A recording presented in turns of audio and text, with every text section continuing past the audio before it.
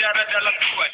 tinggi sunyi tempat hukuman para dewa bertindak sesuka hati loncat ke sana ke sini hiraukan semua masalah di muka bumi ini dengan segala jenuh dan temu dari tubuhnya dia berubah menerpa menerjang segala apa yang ada walau halangan rintangan bagi kejang membentang saja di matanya dapatkan dari beban pikiran karena setiap hari demi mendapat kitab suci dengan dukungan dari gurunya semoga jati diri semua kami hadapi dengan jaga berhati walau arah rencana setiap saat akan berbunyi keras hati tak pernah berhenti bertindak sesuka hati keras hati menjadi pengawal mencari kitab suci keras hati ya akal brutal membuat semua orang menjadi gempar keras hati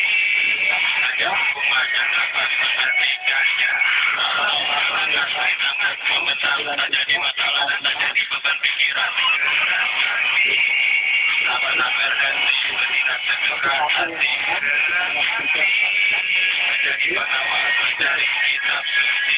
keras hati ya akal brutal membuat semua orang menjadi gempar keras hati hanya hukumannya dapat menghentikannya walau halangan rintangan membentang tak jadi masalah dan tak jadi beban pikiran